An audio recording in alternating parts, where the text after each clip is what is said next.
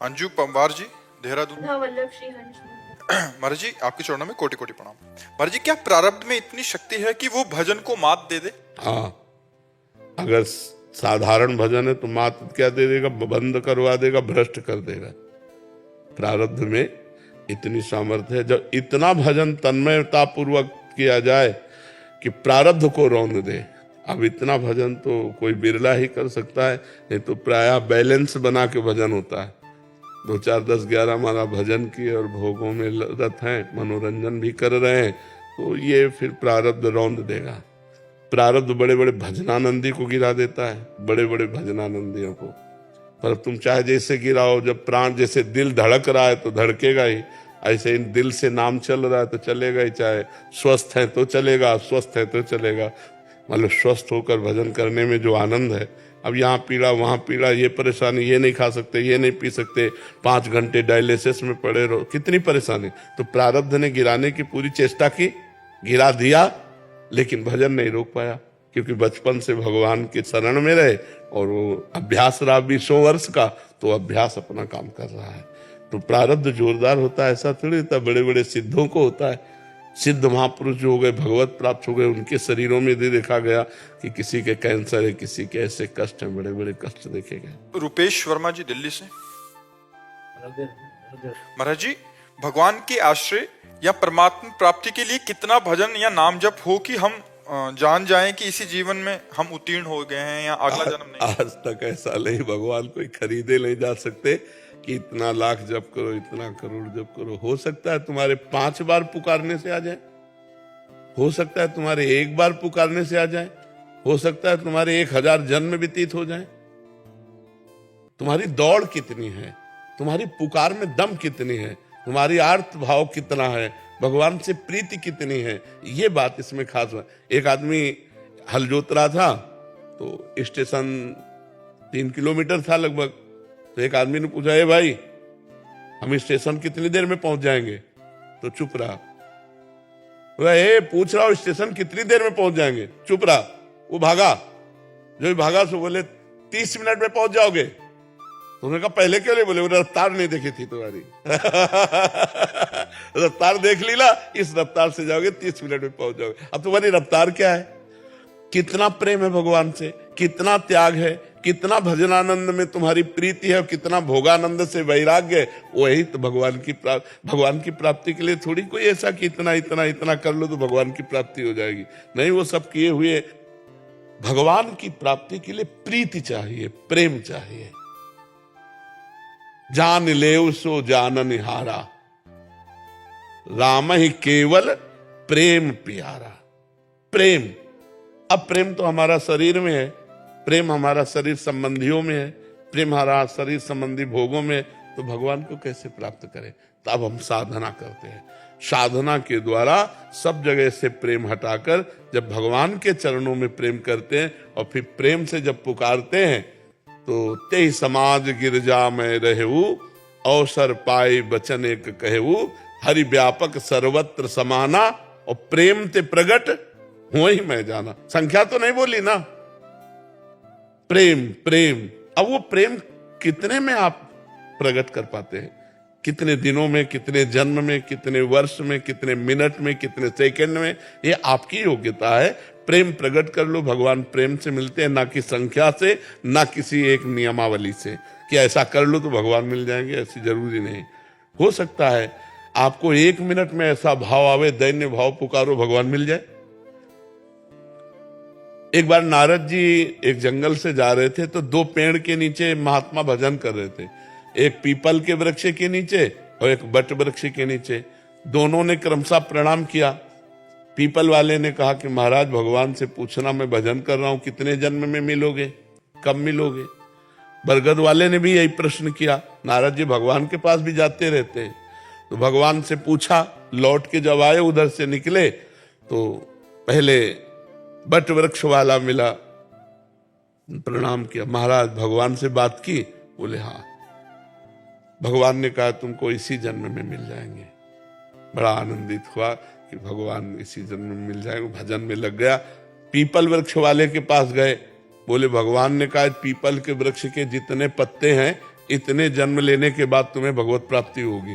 वो नाच पड़ा, भगवान मुझे जानते ना कि मैं भजन कर रहा हूं, और नाचते हुए रोने लगा और रोते हुए आर्त भाव। उसी समय भगवान प्रकट हो गए, उसी समय भगवान प्रकट। नारद जी ने कहा महाराज हमें झूठा कर दिया, आपने हमसे कहा था कि जितने पीपल, तो बोले इसकी तन्मयता जैसा भजन कर रहा था, इतने जन्म लगते इसकी इतनी तन्मयता में, लेकिन इसने वो तन्मयता अभी धारण कर ली, इसलिए अभी मैं मिल गया।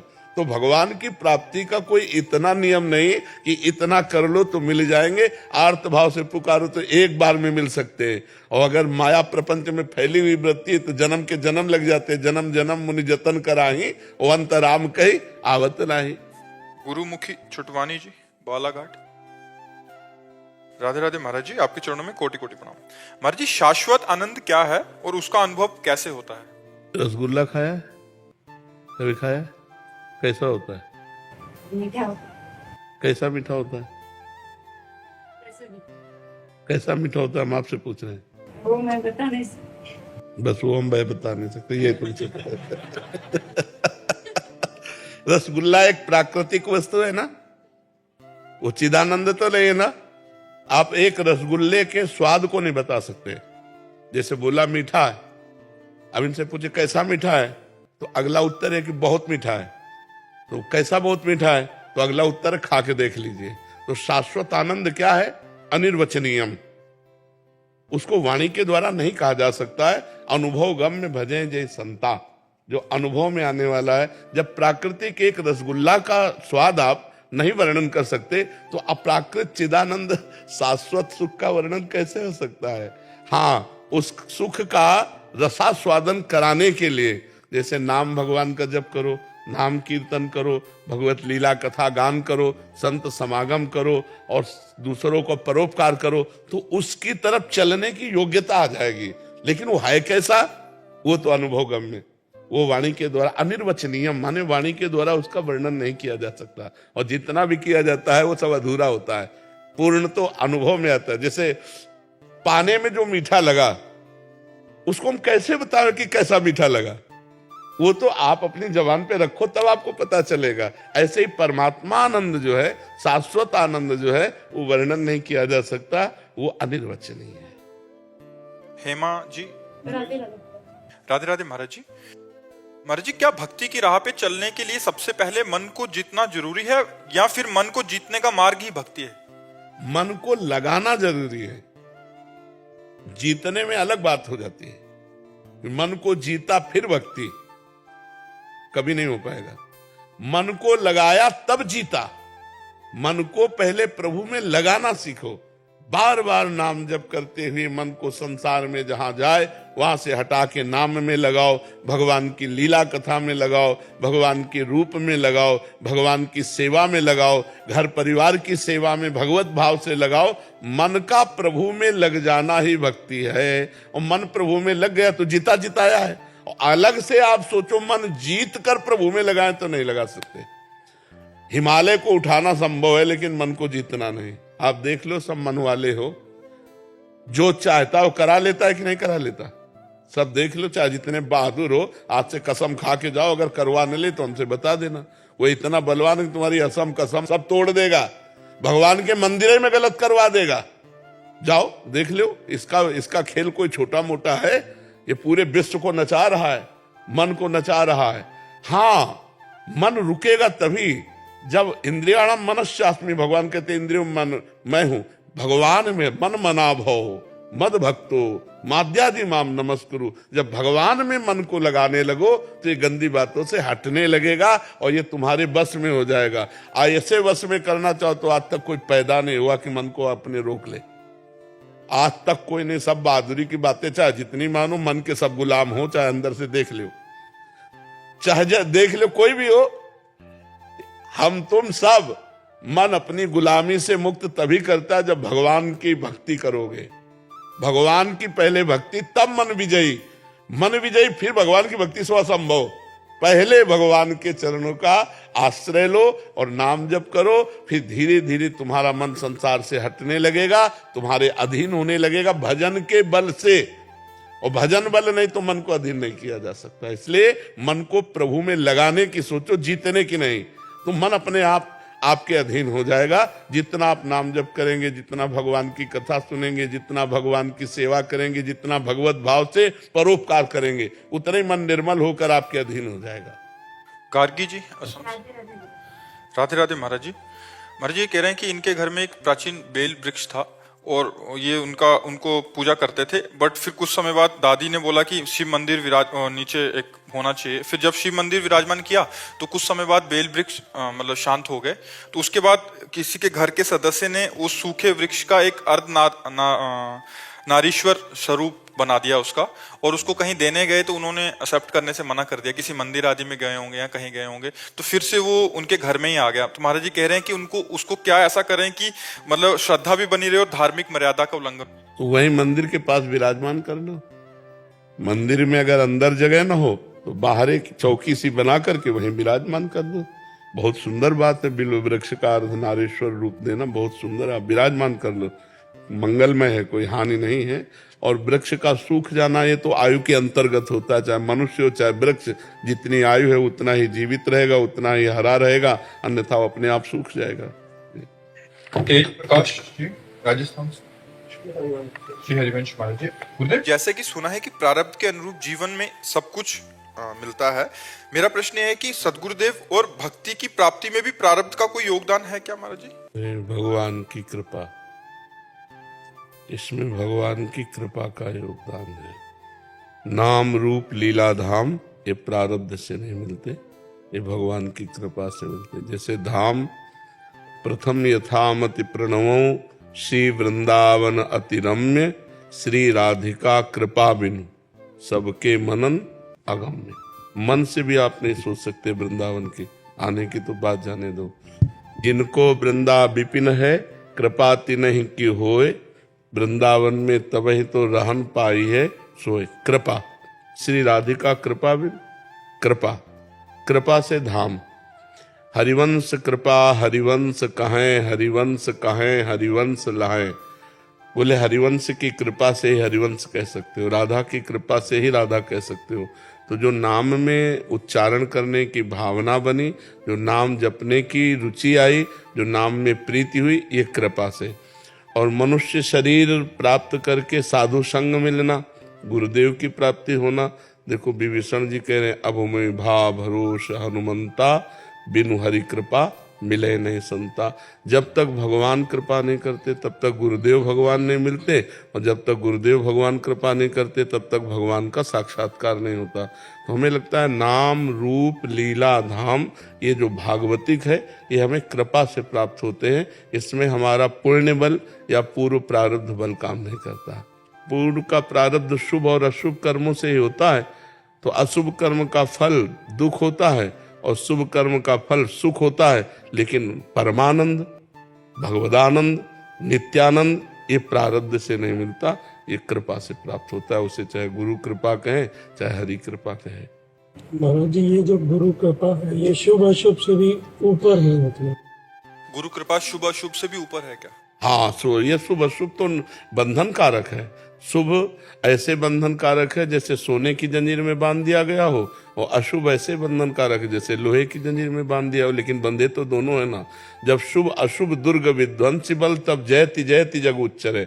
जब शुभ और अशुभ दोनों का नाश कर देता है तब वो जीवन मुक्त होता है, तब वो भगवत प्राप्त होता है। जब तक शुभ अशुभ बना रहता है तब तक उसे दुख और सुख भोगना पड़ता है। अवश्यमेव भोक्तव्यम कृतम कर्म शुभा अशुभम, शुभ और अशुभ का भोग भोगना ही पड़ता है। और ये भोग के ऊपर का विषय है, ये त्रिगुणातीत विषय, नित्यानंद, भगवदानंद, विज्ञानानंद, परमानंद, अखंडानंद, प्रेमानंद, ये त्रिगुणातीत है, मायातीत है ये। और ये मायाकृत है, शुभ और अशुभ ये मायाकृत है, ये मायातीत नहीं शुभ।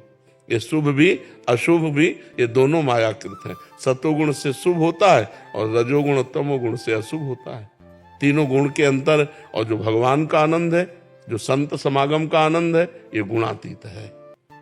मीना जी नोएडा से। राधे राधे महाराज जी। महाराज जी, हम गृहस्थ में रहते हुए मन के भाव परिस्थितिवश निरंतर बदलते रहते हैं। ऐसे में परमात्मा की अनुभूति के लिए मन का अद्वैत में स्थित होना महाराज जी जरूरी है? देखो, जब तक भजन नहीं करोगे तब तक द्वैत अद्वैत की चर्चा केवल कर लो, उससे कोई लाभ नहीं मिलने वाला। जब तक मकान की नींव नहीं सही बनती ना, तब तक वो मकान कमजोर रहता है। नींव है भजन। वारी मथे घत होए बरु, शिकता ते बरु तेल, बिनु हरि भजन न भवतरी, या सिद्धांत पेल। संसार क्या है, मैं कौन हूं, ब्रह्म क्या है, ये सब छोड़ो। राधा राधा राधा राधा राधा, समझ में आ जाएगा संसार क्या है, मैं कौन हूं, परमात्मा क्या है, सब समझ में आ जाए। भजन नहीं करोगे तो केवल बातें रहेंगी, उन बातों से तो इस माया पर विजय प्राप्त की नहीं जा सकती। बातन प्रीति न होए सखीरी, प्रीति तो भजन करने से होगी, ज्ञान तो भजन करने से होगा। तो हमें लगता है अपने आचरण पवित्र किए जाए और खूब नाम जप किया जाए और सत्संग सुना जाए, इसी से सब हो जाएगा। किसका है? हाँ, खूब नाम जप किया जाए, सत्संग सुना जाए और अपने कोई कर्म ना बिगड़ने पावे, इसी से सब ज्ञान हो जाएगा। नहीं तो सब में भगवान विराजमान है, ये आखिरी बात समझना है। यहाँ भी और यहाँ भी, अंतर में भी और बाहर में भी एक ही परमात्मा है। जब इसकी अनुभूति हो जाती तो वो शांत पुरुष हो जाता है। भक्ति में 5 भाव हैं। सबसे पहला भाव है शांत। शांत, प्रिय अप्रिय के मिलने पर हर्ष शोक न होना, प्रिय वस्तु व्यक्ति स्थान के मिलने पर हर्ष न होना, अप्रिय वस्तु व्यक्ति स्थान के मिलने पर शोक न होना, मान पर हर्ष नहीं, अपमान पर शोक नहीं, लाभ हानि सुख दुख निंदा स्तुति, इनमें शांत रहना, ये भक्ति का पहला भाव है। शांत भाव, बोलो कितना कठिन भाव है, पहले भाव कितना कठिन। शांत रहना, प्रिय अप्रिय की, मान अपमान की, सुख दुख की वृत्तियों, इसीलिए हम कहते हैं भजन करो। भजन करने से स्थिति अपने आप, जैसे घड़ा भरता जाता है ना, वैसे दिखाई देने लगता है। ऐसे ही अपने हृदय में जब भजन बढ़ता चला जाएगा, भागवती की स्थिति भगवान की कृपा से अपने आप आने लगेगी। नीतीश कुमार